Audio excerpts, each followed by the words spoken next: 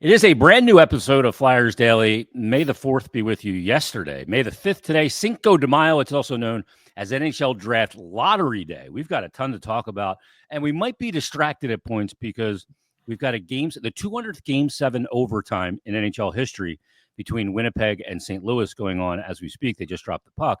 But it is a Monday edition and an AskBilly edition. So joining us from PhiladelphiaFlyers.com, NHL.com, it is the one and only Bill Meltzer and HockeyHotStove.com as well. Yeah, thank you. Congrats on the new venture. Much appreciated. Much appreciated, Jason. I went on there and registered already, and I've been checking out the great content. So another great source for hockey content. I am all about that, and that's a great thing. Crazy NHL playoffs, the Dallas comeback, the Mikko Rantanen lore. The Game 7 now that's going on as we speak between Winnipeg and St. Louis. Connor Hellebuck's been a dumpster fire, but they're in this Game 7. Yes. 200 in NHL. Yes. Latest Game 7 tying goal in NHL history in that game. These playoffs are bananas. We got to get back into this. Flyers got to get back in this playoff thing. Yeah, it was also it wasn't a Game 7. It was a Game 6. But it was the anniversary of Jeremy Roenick's goal that ended the Toronto series, which and was the day before was its 5 overtime anniversary. Yes. Yes. So many memories from both of those two games. You know, you miss that knot on the stomach. The pacing back and forth. Every time the puck goes down the ice, you don't know if it's going to go off of a skate or something crazy is going to happen. You know, there's nothing compared to it in the world. The only thing I can say is I guess your blood pressure is more normal, but that's about it. Yeah, the anxiety and anticipation on game day and showing up to the rink and seeing everybody outside in warm weather and all that stuff. It's just like hockey, because it's such a winter sport and it's a cold weather sport. When it mixes with the warm weather, to me, it feels big. And I mean, damn, I just want the team to get back into that mix. Sure. And I want to mention, first of all, before we get to Ask Billy questions, the Phantoms get a 4-2 win over Hershey in the second round. They're now up 2-1. A couple shorties in the game 2 where they got the series tied, and then a 4-2 win. Bill, and all of a sudden, we talk about prospects, and you and Ryan Smith do prospect pipeline. It didn't feel like there was a lot coming, but now all of a sudden it feels like there is because of all these additions to the Phantoms, whether it's Bump or whether that's Grabankin, who had the great goal in that game last night. And all of a sudden it looks like you got a lot of players coming, not a lot of places to put them, plus acquisitions. How do you navigate this? Be a good problem to have in camp. Better one, yeah. Ton of competition. I obviously had Jet Luchenko to the couple of players that you mentioned. Competition brings out the best in guys, and having depth opens things up for you to be able to meet other needs too. So when you can trade from strength, I don't know how many offseasons we talked about how, you never want to be in the position of trading from weakness. So hopefully a corner's been turned. Hopefully. Hard to feel like it, isn't it? It is starting to feel that way, but I guess the proof will be in the pudding, right? We'll see how it goes moving forward. I'll say this, that and Brian Smith and I said this on the season preview or in the series preview for Phantoms and Hershey. I thought the Phantoms came in with a fighting chance in the series. Yeah.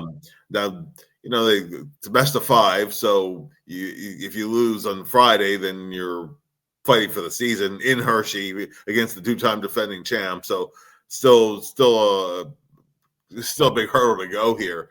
But this team's for real. I mean, with what they've added, with the character of the team, it's a good group. We'll see. It's not really having to wait till Friday for the next game. That's I wish they were back. I wish they were back at it on Tuesday. Yeah, but is what it is. We'll see if Parker Gahagan will be ready for Friday, or and the way Cal Peterson stepped in the middle of that game. Yeah, halfway through the second period after not having played in a long time, weeks. That's a tough spot, man. That's a real tough spot, and he went in and he to give up a goal.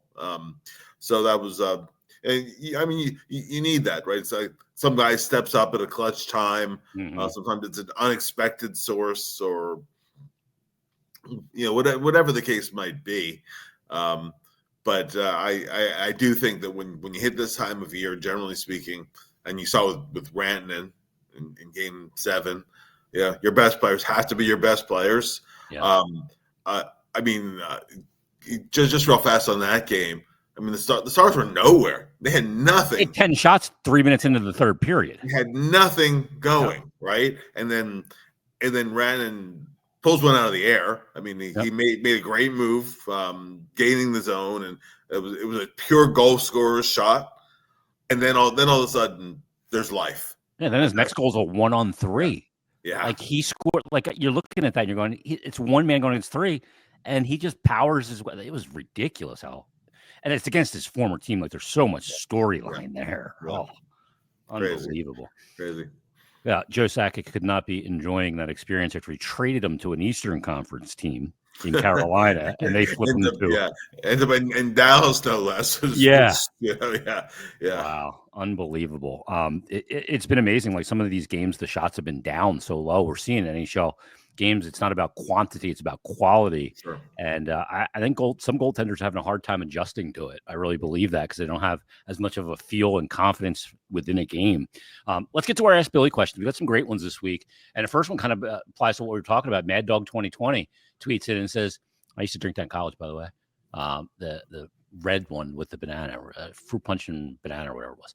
He said after Torts got fired, Danny Briere said that was rock bottom, but was it? Was it rock bottom? I mean, sometimes you hit rock bottom, but you find out there is further to go. You don't know it. You think you've hit it, but you find out that rock bottom had a basement dug below that.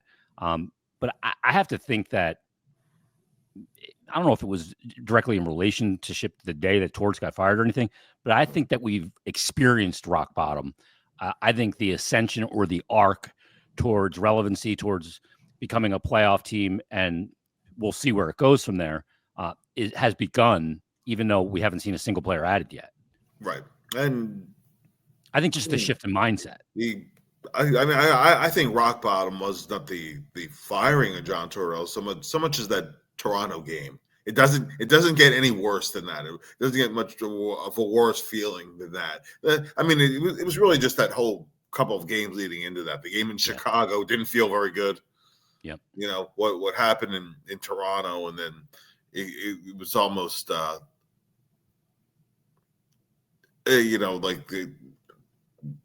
wherever you want to pin responsibility. I'll put it that way, right? Wherever you can argue it any which way you want to. The point being, it was almost like everybody else was able to take a deep breath once you just finished the season with another voice behind there, a much calmer voice.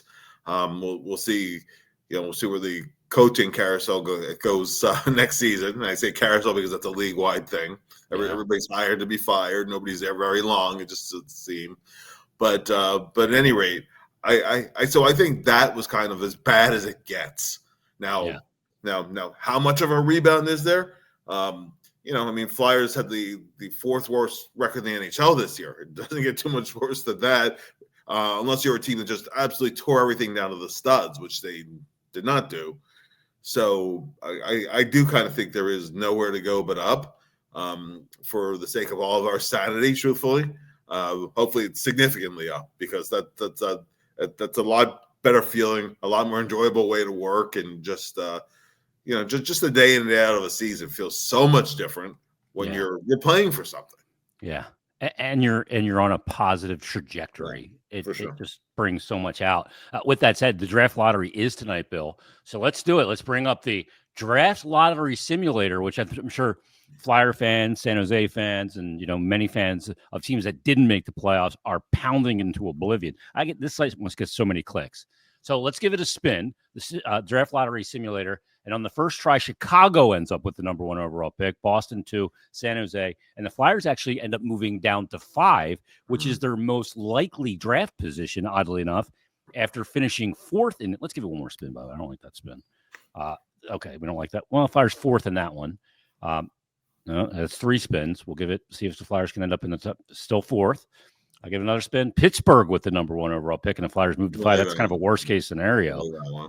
And then we'll give it one more, and the Flyers end up in this scenario at 6th. But there's a lot of scenarios, is my point, as to what's going to happen tonight. Yeah. Good for a little luck, though. Yeah. Well, I did it just for that 0.3 of the Flyers getting the 3rd overall pick, and I kept hitting it. I couldn't get it. Try as you may.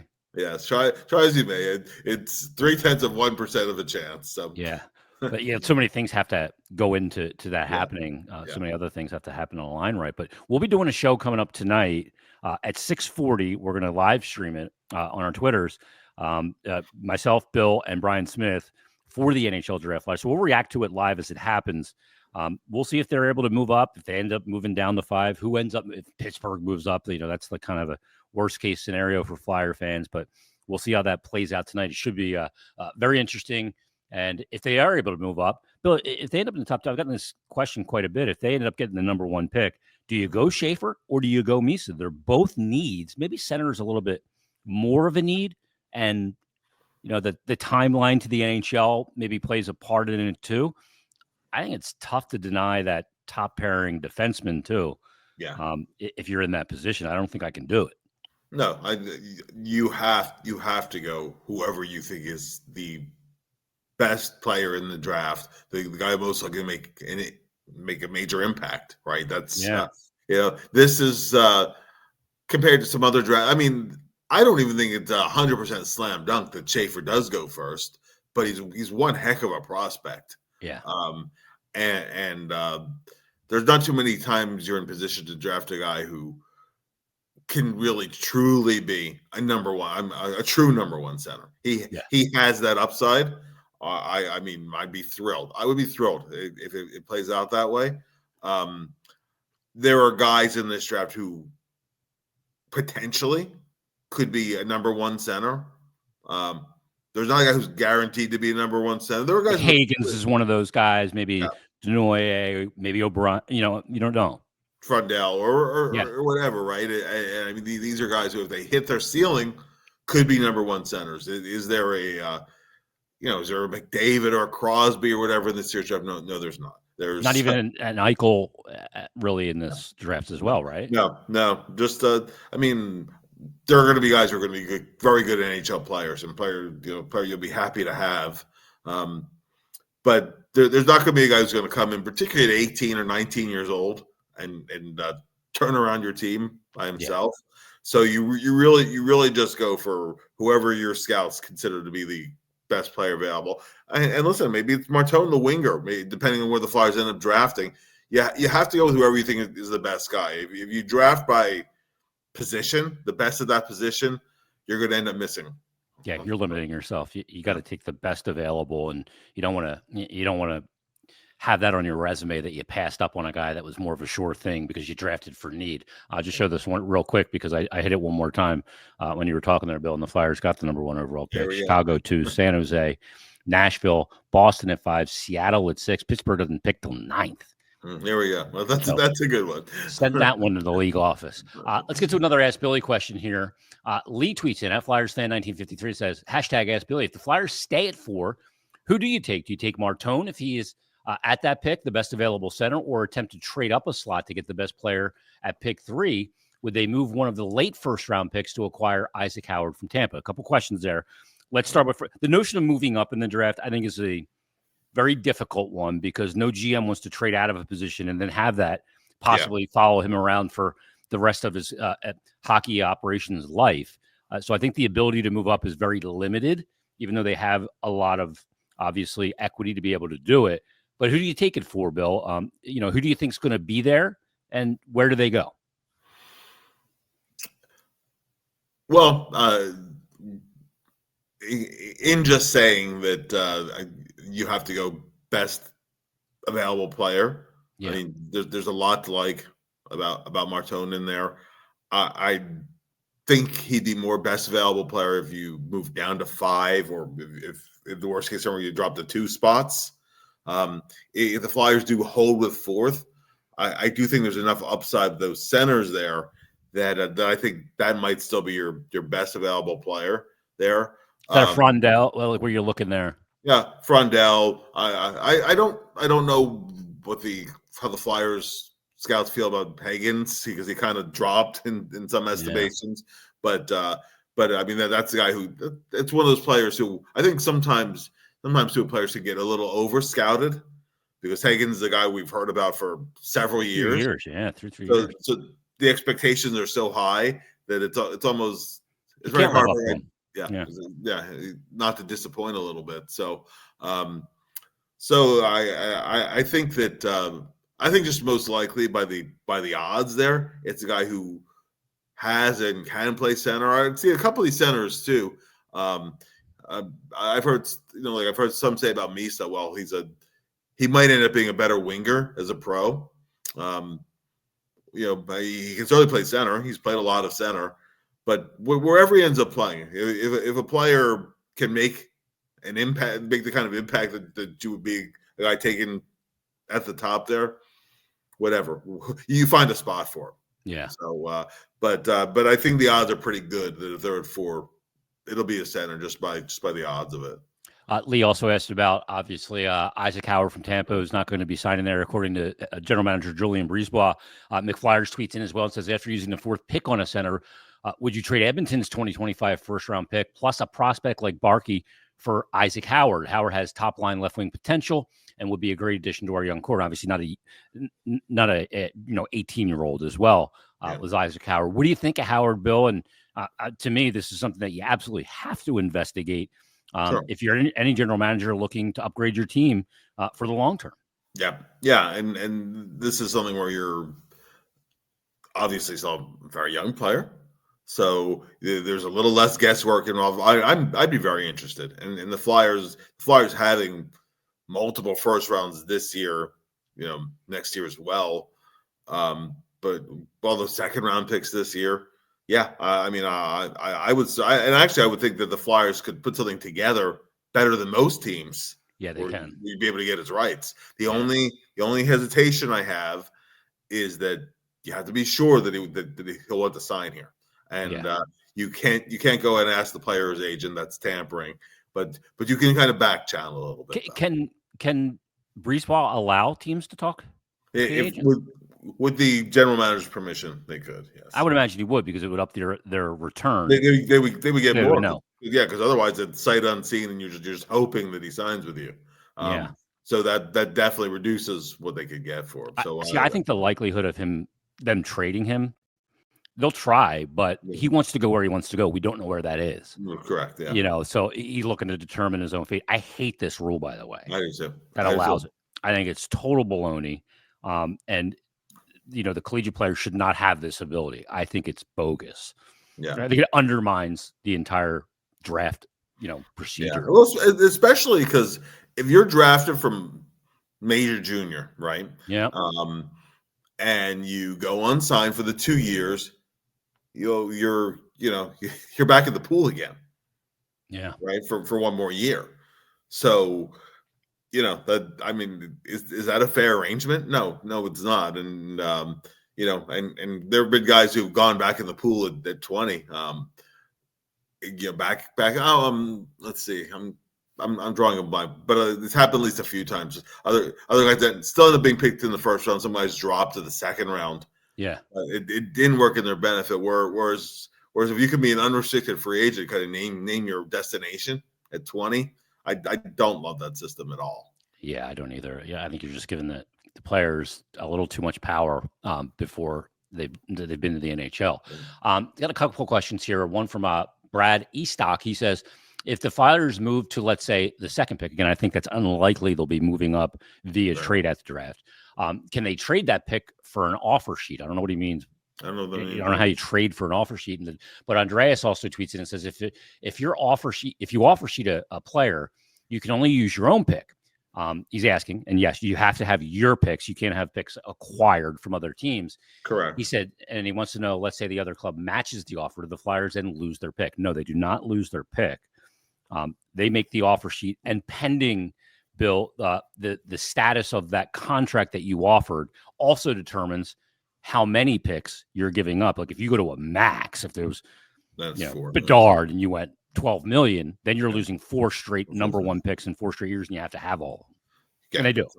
Correct. And exactly. And also just the thing in terms of for an offer sheet. Don't forget that the free agency starts on July 1st, and the draft is before that too. So yeah, it's the offer sheet will be an interesting conversation when we get to the right time to have it. McFlyers tweets and it says, "Can the Flyers succeed in the playoffs with 2 smaller centers if they draft James Hagens and with Lachenko already? Would you pass on Hagens' speed and playmaking, which would work perfectly with Mishkov, just to draft a bigger center like Frundell?" I think you have to consider. I mean, when you evaluate a player, you do consider their size because that's how they're going to transfer into the next league. And I think you do want to have some size up the middle. No, for sure. I think though that Selfie's the best player there. Because who's to say you couldn't trade one guy or the other? Yeah. A little bit down the line. Ideally, definitely you need size down the middle. You need size, a bit of size in the wing too. It's all about a mix of players. And so, but I don't think you can worry about what your NHL mix is going to be a couple of years down the line. Why you finish 4th worst in the league? Right. So exactly. So there's a lot of need, especially at center. So I wouldn't shy away from Hagens only because of the size issue. And I know that the critics have said, well, he's going to be like a Hughes type who's going to put some numbers, but might be as a smaller center a guy who might get banged around the NHL, might have a hard time in big games. Cross that bridge and see. I mean, I always use the Danny Briere example. Yep. But that's not a guy who in central casting you would say, boy, this is a guy who's going to be a playoff assassin. But he was the ultimate playoff assassin for the Flyers, and you didn't know that until he was a pro and actually emerged. So I just think that it's a dangerous game to try to pigeonhole a guy too much because of one particular, being a little bit on the smaller side. See what you have. I agree. I think you're going to be seeing what you have through this process too. Yeah. As you become a playoff team, you're going to go. You get into the playoffs and go, okay, we need more size, or we don't need more size, or we need more speed on the wing, or, you're going to find those things out as you kind of go through this whole thing for these teams. So we'll see how that ends up playing out. Next AskBilly question comes and says, if the Flyers do win the first overall pick and they draft Schaefer, would that make York more tradable for a young center with potential?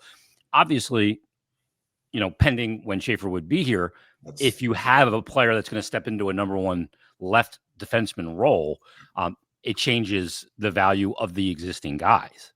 For sure. It also plays into, as you were just saying, with your timetable, because how many 18-year-old defensemen, especially guys had some injuries this past year, but how many 18-year-old defensemen step right in on a top pair, make a big impact, and just go and grow from there. Victor Hedman went right into the NHL, and his first couple of years he had this share of growing pains. Yeah, right. At D, you're going to Rasmus Dahlin has had his growing pains. Yep. Even Chris Pronger had his growing pains the first few years. Again, you're talking about a Hall of Famer. So it also depends a little bit on your timeline a little bit here too. But yeah, in the bigger picture, or in terms of would you sign New York to a maximum length deal or something close to that, or be more willing to go with a bridge deal and maybe you move them a year or two out, seeing where you stand? Yeah, I mean, I do think that if you're able to draft Schaefer, that becomes something that's more. I would say be more logical as a possibility, but not necessarily this offseason. I mean, I think that York for the foreseeable time anyway, it's still a critical part of the guy you're going to have to count on giving you 20 plus minutes a night. If you want to improve, absolutely, and no question about it. Let's get to our next Ask Billy question. This one comes from Joe Cipriani, hashtag Ask Billy. We know goaltending has been an issue, you think? He said, do you think the Flyers will trade for a starter? Well, you and I have talked about this goaltending situation. The free agent market is very thin. Yeah. Jake Allen is out there. We've mentioned a couple of times. He's probably the cream of the crop. And look, Jake Allen at this point is kind of a diet starter, frankly, in the NHL. But he's a guy where you can look into the Alex Lyons, and I communicated yesterday with Alex Lyon. We'll see what his options are. I think there'll be some significant options because the goalie free agent market is pretty thin. I think the more likely scenario is that Danny does go the trade market. Who's available? I don't know if we know all who is available. No, and you and I were discussing this right before we went on the air here, where I think to actually upgrade potentially, you're going to have a not insignificant amount of risk tolerance, whether that's a Thatcher Demko, whether that's some injury history, a huge, like say you go after Jeremy Swayman from the Bruins, if Boston does move him, if he, there's a lot of ifs, but so let's say you go after Demko just to put a big name out there, right? And you roll snake eyes on it, then you really set yourself back. But on the other hand, if he is healthy and on his game and whatever, he's the Thatcher Demko of previously, then you actually don't have just a 1A, 1B. You actually have a number one. Yeah, legit one. A legit one. Yeah. So I think that given where the Flyers are right now, I'm interested to see how bold they are, how much they might try to take a swing for extra bases on this one than just to make. Jake Allen's a quality goaltender. He would be fine. Good pro. Yep. Yeah, good solid pro. With Anderson may be leery anyway because of the injuries. But he extended it with Carolina, and he's only played 33 games this year. He's been injured the last 3 years. I can't rely. I can't go. It's why I'm leery of Demko, but I'm willing to take the swing on Demko because he's only got 1 year left on his contract. Right. That's also dangerous because if he does come in as healthy, he can walk via UFA. Yes. So exactly. I'm glad I'm not the one making the decision. It's very easy with us just sitting here and putting up possibilities, theoreticals. I actually have to be the one who pulls the trigger on it. So Demko's not as young as I thought. He's 29 years of age now, which I'm a little shocked by. He only played 23 games last year and dealt with injuries and kind of dealing with it all season. He ended up with 290 goals against average and 889 save percentage. But prior to that, the year before that, 51 games, he had 918. Did play 64 games in 21-22 and had a 915 2 years in a row at 915. He's a high pedigree goalie, but there will be risk there. But, if he comes in and he performs well, he could go to market and you could end up losing him. So you got to be careful of what you're willing to give up. Swayman, obviously, far different. I'm a little leery of Swayman. And I was listening to or watching the Charlie O'Connor and Bill Motz talk about this on their podcast on YouTube, that you don't sign anybody long-term because you don't want to block Zvragin or Bjarnason. But goaltending development is like voodoo, right? Yeah. These guys are multiple years away and multiple rungs on the ladder of development to be reserving places already, even though Zvragin has, obviously been pretty spectacular for a 19-year-old. No, for sure. Was there ever, and I'm not talking about any off-ice things, but was there ever a surer bet for development than Carter Hart, who was only a couple months in the American League, then was in the NHL? He had, and I'm talking about he had his growing pains too. Yeah, and they didn't want to call him up that year. They did not. No, Hexy, I was vehement that he didn't want to. So, and they had to. Let me get to this question. I got this one via email from Robert, and he said, talking about Hart and the Hockey Canada situation, and would the Flyers decide if they want him to come back, can they sue to retain him? They terminated his contract, and obviously that was vetted through NHL attorneys and everything, and was discussed and all of this stuff. And even if they can't go back and sue, this is obviously they're well protected in that regard. He said, obviously these are just hypotheticals, and whether he's guilty or not. But just curious if would they get any compensation or would they try and resign? I think that ship has sailed. Yeah, for the organization and for Carter himself, right? Yeah. If everything works out, where he's exonerated, where whatever, right? But I think nonetheless he would need and want a fresh start somewhere else. I think he was ready to move on the season prior to him leaving. Yeah. Well, I mean, I know he was because he told me. Look, he was approaching that window in his career where it's time to become UFA and get paid, and really start to set yourself up financially for the rest of your life. And playing on a rebuilding team does not give you good raw numbers, does not give you good, underlying stats, and that's how you get paid. Right. And you look at goalies that win and the environment they're in and all that stuff. And I don't think he would have been long for, what took place last season. So I think it was time for him to move on. I know a lot of people, and we got a question here on AskBilly about bringing Giroux back because he's now a free agent. Giroux had his press availability after the Senators got knocked out the other night. And I thought Giroux played pretty well. KMC said, I thought he played. I thought highest face-off percentage in the NHL this year, like 58%, which is ridiculous. But KMC said, bring G back for 2 years, use some of these draft assets, and trade for number one goalie. Bringing Giroux, there was no bigger honk or supporter in this town when I was doing radio for Giroux than me. And I took a lot of shrapnel for Giroux and took a lot of bullets for him. Everybody knows what I think of him as a player that was here in Philadelphia, played 1,000 games. He's going to be in the Flyers Hall of Fame. I think he's going to be an NHL Hall of Famer, frankly. I have no desire to bring him back because I think you're trying. I am not nostalgic when it comes to sports.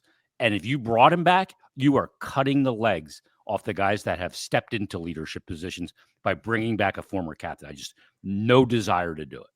No, I'm 100% with you on this. And as somebody who, as with you, watch Claude from the beginning, watch him become an NHL star, watch him have a 100-point year, watch that, incredible playoff run where it was coming out party, 20, et cetera, et cetera, et cetera. The Boston OT goal. That series against Pittsburgh that he had, in 2012, where he was just where Laviolette called him the best player in the world, but right in that stretch of time, he actually was right for those right in that period of time. He was better than Crosby in that series. So, and as much as I admire Claude Giroux and respect him tremendously for the competitor he is, for all those things, to me, he had his 1,000 games here, his 900 points, his legacy here. And I don't want to take a step backwards where it becomes his room again. And it would. And it would because of his stature. Just because of the shadow he casts. Yeah. Yeah. It's not like you're, not like you're getting, let's say Adam Oates when he had his stint here near the end of his career, right? A Hall of Fame player, an all-time great. But he wasn't such a fixture with the team. He was only here a brief period of time to where it would have been his room, his team. Yeah. And with Claude, it would be a heck of a transition to make, to where he would have to accept that it's someone else's room, and he's a supporting cast piece. And I don't think Claude himself is ready to be there yet. So I don't see the fit. Yeah, I think he's always been sensitive when I would tease him about he's getting old. He'd be like, "You think I'm old? You're old." I think he's trying to fight Father Time. It's a losing battle because he always wins. But the other thing too, I don't think he wants to leave Ottawa. Yeah, it's where he built his forever home, even when he was here. So he loves being there and loves the area, and got roots there with his wife and 2 kids as well. So I'm not in any kind of favor of that. To bring Giroux back here to Philadelphia, just not nostalgic like that. I think you got to move forward. Draft lottery coming up tonight. There was one more thing I wanted to ask you about, and it totally slipped my mind, but I thought it was something good. But I'll have to try and remember it at some other time. We'll have more of our Flyers Exit Day interview series coming up on Wednesday and Friday. We heard from Travis Konechny in Friday's episode. If you missed that, you can go back and check it out on either YouTube or your podcast feed. TK was great to talk to. It really reflective, Bill, in our conversation about, since he wasn't hurt, he's got to really figure out how to not have that dip in his NHL season. Yeah. But reinforcements on the way, I think, help a player like that. Oh, without a doubt. And also though, even if he is banged up, he'd be the last one to tell you. He's one of those guys. So, no doubt about. Oh, I know what it was I wanted to ask you about, and it was a good question. We obviously saw that Mikko Rantanen trade in the season this year. He was a player drafted 10th overall. Yeah, I thought you couldn't get franchise top talent, elite talent outside the top two, but according to Twitter, but we see that deal. We see a team like Colorado get knocked out in the first round. They haven't won a playoff series, Bill, since they won the Cup. You see, Pete DeBoer, by the way, 9-0 in Game 7. Yes. He's one of the most underrated coaches in the world because there's no noise around his teams ever. And he's the calmest guy. So the troops never freak out in those tight situations. But these teams that get knocked out in the first round, good teams. Tampa got knocked out. They're going to be active. Colorado's got to figure some things out. These are some of the teams that I'm calling because they're in cap situations that aren't great. Yeah. And I'm trying to I'm trying to work with these teams that get knocked out. If Winnipeg gets knocked out, I'm calling Chevy. Without question, right? Winning the President's Trophy, going out early in the playoffs, you hit a point where you need to make changes because there's something that's not clicking when LA, the Kings are another one. They've lost 4 years in a row to Edmonton in the first round. Yeah. So definitely those are potential trading partners, and with the cap increasing, you have a little bit more wiggle room to be able to put something together. So I'm real interested in those teams because I think they got to change the makeup. You can't keep doing the same thing over. It's the definition of insanity, doing the same thing over and over and expecting a different result. Yeah. So I look at some of those teams in their goaltending situations too. We'll see where it goes. Mackenzie Blackwood signed with Colorado. I'm not interested there, but I'm looking at some of these teams and going, I might be able to pick something out of there. And maybe they need an injection of youth that they really value, and you can do something in draft picks, and they're trying to kind of restock and retool to make another run. But good teams getting knocked out very early. And I have something for you as well. You saw that Matt Coronado just got a 7-year extension in Calgary. I'm wondering. Tyson Forster, 100%. Yep. I thought, okay, there's a baseline right there. Comp. Yep. As soon as it happened, I thought the same thing. I went, there's your comp. Yeah. You see that happen all the time. I want to get Forster, by the way, who's going to Worlds, and I think that is phenomenal for him. Yeah, I think that's great for him to get on that in that locker room and on that stage and around those players. I want to get him locked up before he can be offer sheeted, Bill. I don't want to risk it. Yeah. Before July 1st, I agree. It's important. Yeah. He's a guy that loves being here. But you can love being somewhere. But if you got a lot more money in your pocket, I'll go. There's a lot of places I go. I think maybe Tyson Forster would as well, but I'm not going to speak for him. Great stuff, Bill. Great Ask Billy episode. We'll get maybe some more of these as we go through the week as well. Again, tonight we're going to have the NHL Draft Lottery Show with myself, Bill, and Brian Smith. 6:40 start right here. You can see it on our Twitter feeds and on the Flyers Broadcast Network as we find out the Flyers' fate in the 2025 NHL Draft Lottery. We'll see how that plays out tonight. We'll break that down on Wednesday as well. So join us then. Coming up on a brand new Flyers Daily.